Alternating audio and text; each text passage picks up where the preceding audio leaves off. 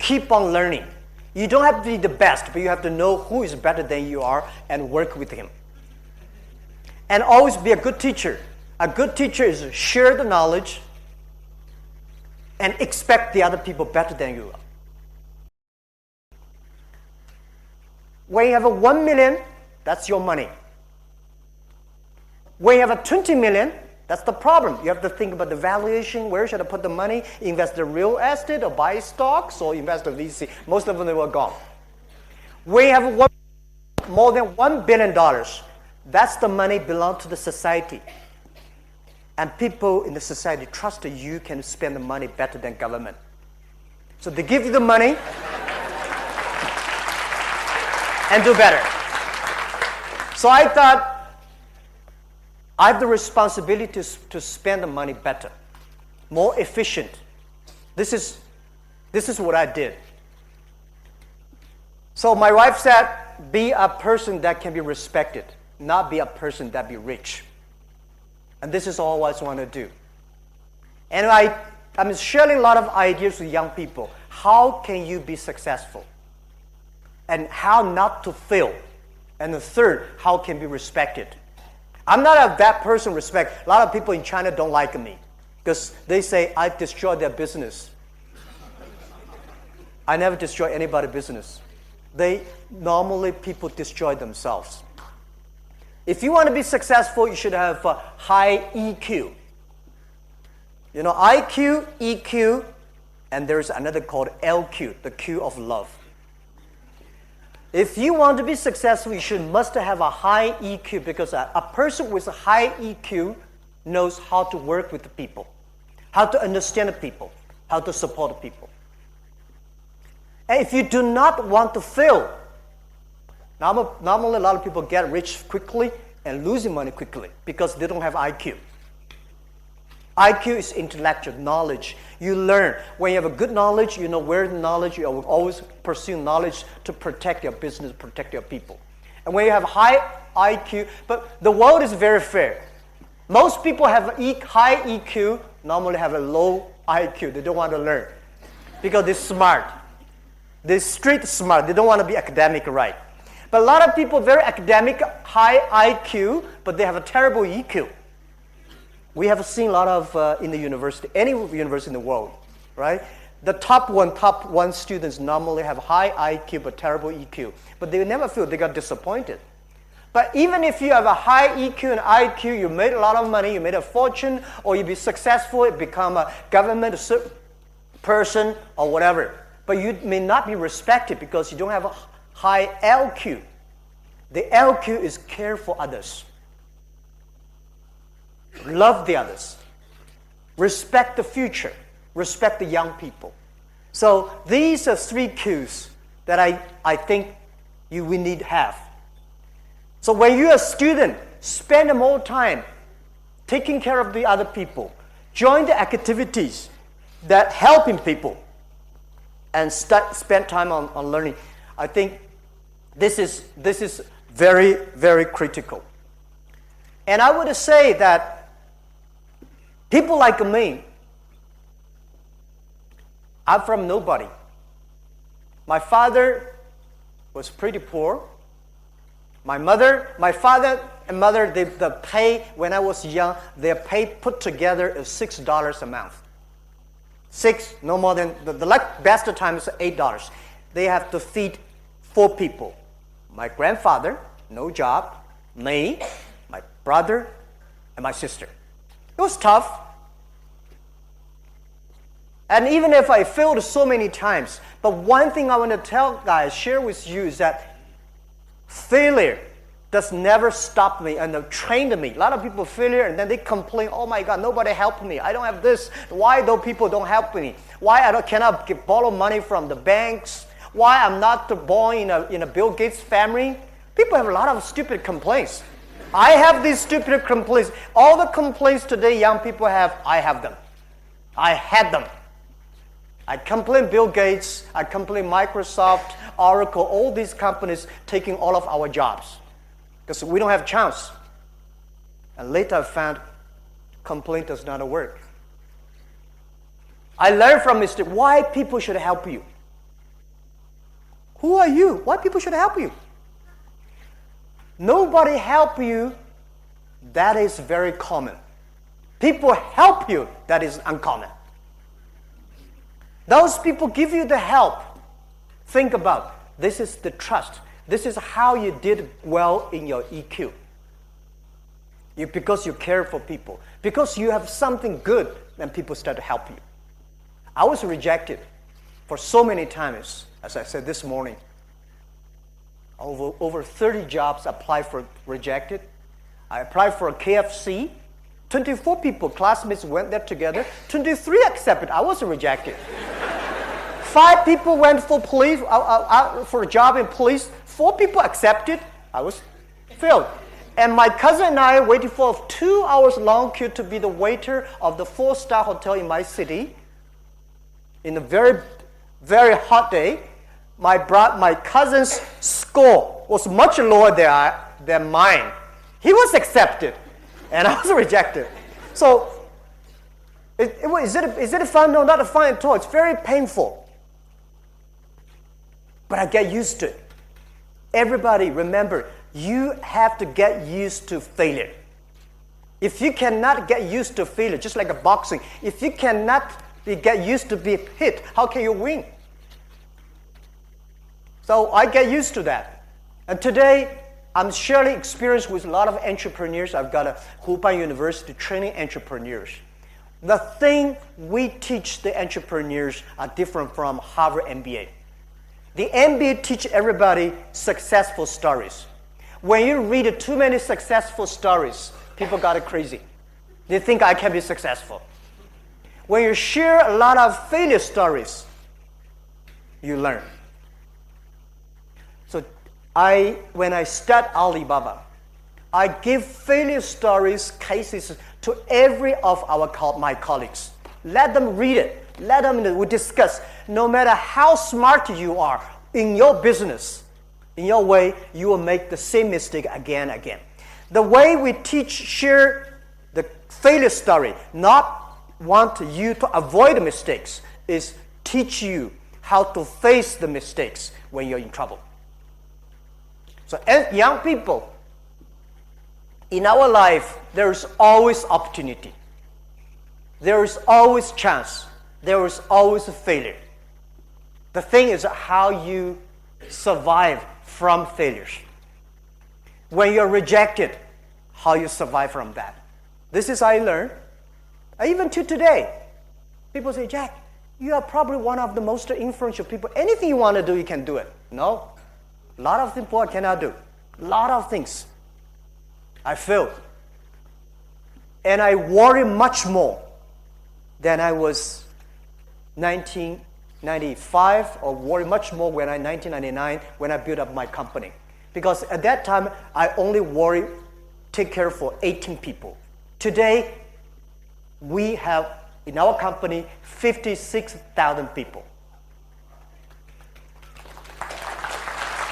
And today, in our company, when we start to do business, I tell you the interesting story. People say, how can I do e-commerce? Because 1999, year 2001, nobody believed that they can buy and sell things online.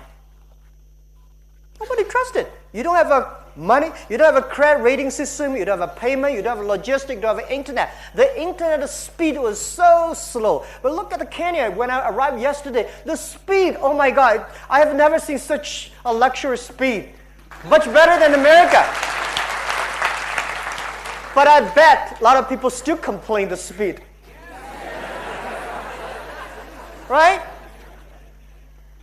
Because those people love to complain. They complain all their lives. The speed was bad, nothing. The government is not ready. And sometimes, not sometimes, most of the times, if the government did not know what's going on, it's the opportunity. If your people around you does not agree with you, that's the opportunity. If everybody love it, if everybody want to do it, there's no opportunity for you because the other people are smarter than you are. So I would say nobody trust internet. And I told 18 founders, I say, I believe internet will be the future. I believe China will have e-commerce. Because they say, then there is no payment. We say, let's build the payment. And they say, there's no logistic. Let's build the logistic. And there's no government support. Let's say, it's good. They will support us someday. When we launched the Tmall Taobao, year 2003, very interesting. I have 7 people. I say, guys, tomorrow we're going to launch the Taobao, but we don't have anything to sell. Can you go back home and search for something so we can list it on our site with the people to come to buy? Everybody came back. 7 people, we gathered 21 products. We listed on the website. We waited for 72 hours, nobody come to buy. So we buy among ourselves. Testing the products. And then several weeks later, somebody come to sell. Because nobody want to buy, people come to sell, list something. We buy all the things. For the first 2 weeks, we bought, 2 months, we bought all the garbage. Full of because we want to making sure something that you can buy and sell. From that day to last year, we sold 550 billion US dollars. That is ranking 21 countries GDP-wise in the world. We are a little bit bigger than Argentina. We created more than 33 million jobs for China. By the way, Minister, we have delivered over 65 million packages per day. 65 million packages per day all over China and the world. This thing, nobody believed it. We did not believe it. I thought internet would be big, but I never thought it would be that big. But say, guys, it was big compared to yesterday, but compared to tomorrow, future, it is tiny. I believe 80% to 90% of the business in the future will be online. Today we call people entrepreneurs. Many years later, we call netrepreneurs because everybody has to be online, called the net entrepreneurs. Today you can only sell in Nairobi. You're a good, successful person here, but in the future, if you cannot sell your products all over Africa, if you cannot sell things across the countries, you're not a business people. The world is changing very fast. And I'm not scaling you guys. I worry about the new technology. This is the third technology revolution that a human being face. The first technology revolution takes about 50 years. Second, 50 years. This is 50 years. We're going to have another 30 years, which is very important. The first technology revolution caused World War I. Second technology revolution caused World War II. And this is the third technology revolution. The first technology revolution reduced the human energy. So we know human are not as strong as machine. The second technology revolution released the distance, speed of human beings. So we know we can never run faster than plane and trains. This technology revolution released the human brains. So don't be scared. Machine will be smarter than we are. And imagine, past 20 years, we make people like a machine. In the future, we'll make machine like a people. And data, internet, artificial intelligence, machine intelligence, all the things coming up, the world is facing big challenges. A lot of jobs that we think 5 years later it will be great jobs, or it's going to disappear. And this is the challenge to the world. But this is also the opportunity of the world. I think change is the best opportunity. People complaining is the best opportunity. A company, if you want to be successful, is not how much you are. We got how much money you have. Because we see so many companies have so much money, they are not necessarily can survive. It's what problem you can solve for the world. One of the things I want to share with you that my specialty of Wakan as a CEO of the company, I always think about the future. I think about what the world will look like, what China will look like, what my neighbors will look like, what's the problem they will have in 5 or 10 years. If this is the problem is going to happen to China, if this is the problem is going to happen to my customers, if this is a problem to my neighbors, if I can fix that, if I can start to prepare now, 5 years later, I will be a successful person. Think about the future. Do not think about, if I do this, I'm going to be very successful. No, if I do this, I can solve a lot of problems at that time. That is the value that we bring. The world is challenging. And a lot of people complain, where's the opportunity? Opportunity always exists in the place where people complain. When people complain, think about, how can I solve it? If I can solve it, I have the chance. And where's the opportunity? When change comes, that's the opportunity. If there's no change, big business, rich people, powerful people, always there. Think about how internet can solve Kenya problem, how internet can solve the African problems. Without the internet, I don't think any small business, any young people in Africa, you have a few opportunity to sell your things across the other country. Only big companies have. So I think this is the greatest opportunity we have. And I think, as I said, people hate globalization. People don't like global trade. I like globalization. I'm a strong believer of globalization. But unfortunately, last 20 years, globalization was controlled by 60,000 big companies. Most of the young people, small business, women, developing countries don't have this chance. But internet comes, this will change. This is what I believe. And using internet to empower everybody.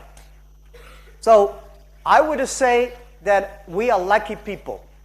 We are lucky because we're entering into a very, very interesting period. And I would say that Africa has the boat. I'm not coming here trying to inspire you. I'm coming here to tell the truth that this morning I found Africa as much more opportunity because you have young people. You have the whole world today is worried. I don't know why. Everybody's worried. The whole world today is puzzled. But Africa, I see people have a passion. People have ideas. People say, this is the future because I think we have nothing to lose. Europe has a lot to lose. America has a lot to lose. Those countries worry about losing. They have a lot of puzzle. But Africa, I don't think you have anything to lose. And I heard that a lot of Africa, there are so many opportunities, so many complaints, so many problems. That is the opportunity. If you want to be a big company, solve big problems. If you want to be a small company, solve small problems, complaints. All the people, I'm lucky enough, I'm traveling around the world. I see so many successful people, politicians, business people, scientists, artists. I find one quality that all the successful people share. They never complain. They are always optimistic. And the second, they always partner with good people. So this is something we are entering into a very interesting time. And Africa, you are the youngest continent in the world. The average age I heard is only 19 years old. That was amazing. That's the future. I'm calling on every country, pay special attention to next 30 years. Every technology, the first 20 years is about technology company. In the past 20 years, internet companies, Google, Facebook, Alibaba, right? Amazon, these companies control. These companies very successful. Next 30 years may not necessarily these companies. For sure, It's not internet company will win next to 30 years. It's those companies, those young people using the internet well will win. Car was not invented in America, but American people using car best. Electricity was not invented in America, but American using electricity best. So Africa, people say we have a terrible internet infrastructure, but I think this is the chance. Why e-commerce in China grow better than America? Because we don't have sophisticated e-commerce infrastructure like in America.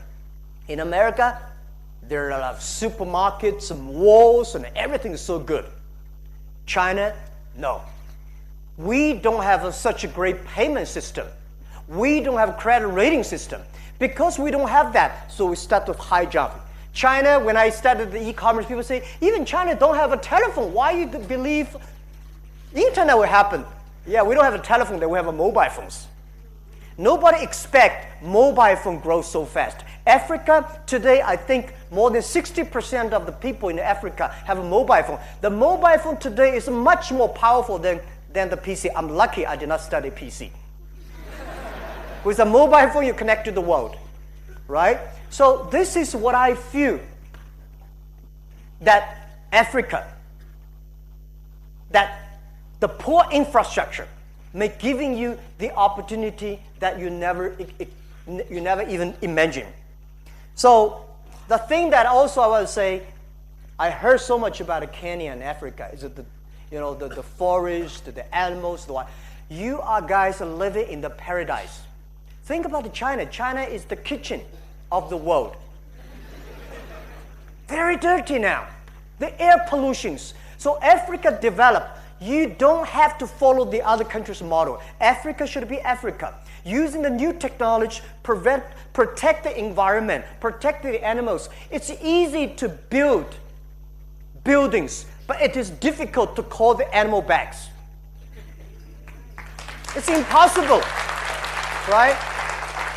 Tell me where in this world you can see so many elephants and lions still walking around.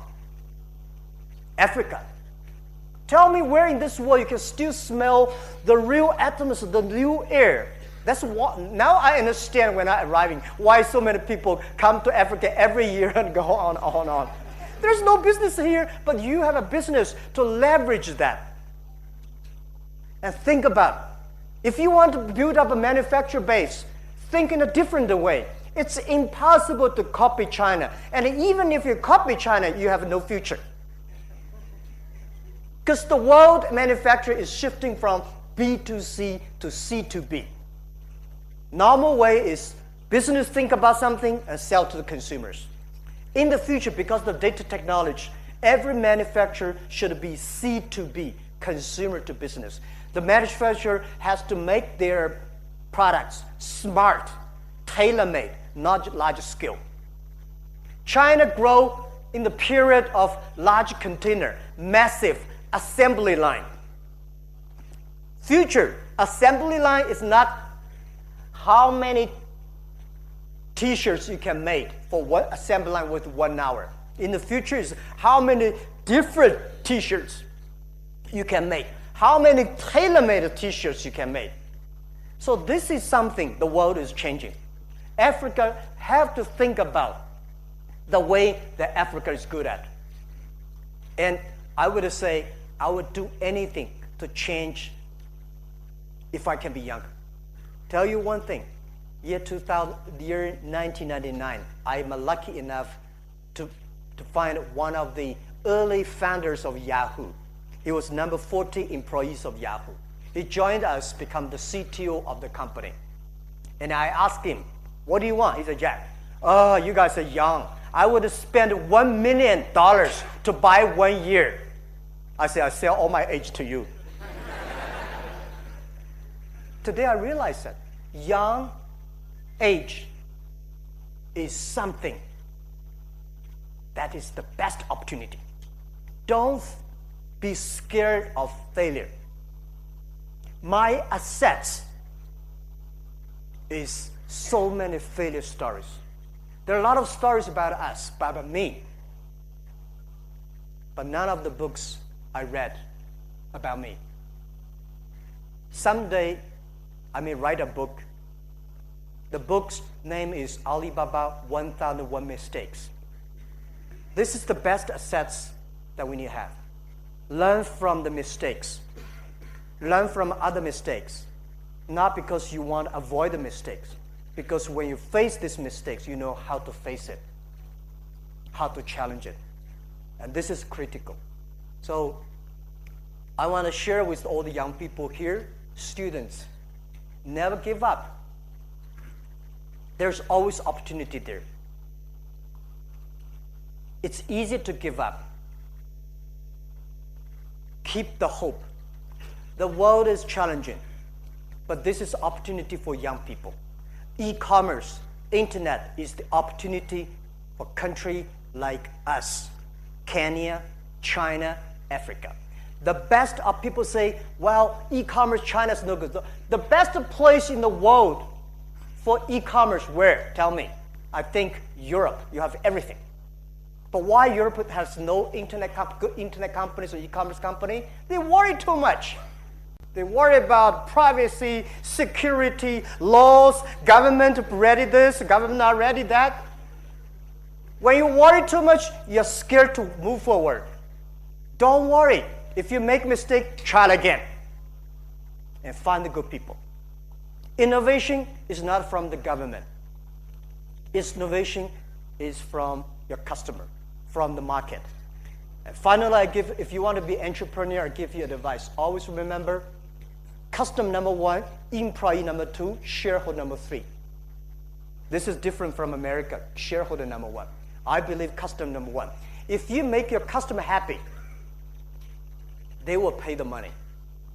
If you make your employees happy, they will be creative, innovative. If your customer employee happy, the shareholder will be happy.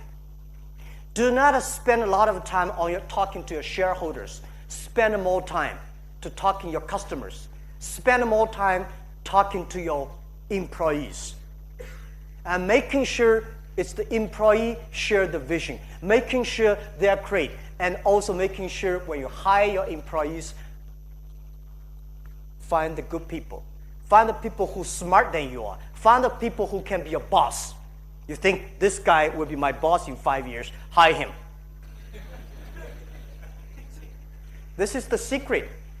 And also the last secret is making sure hire enough women on the internet time.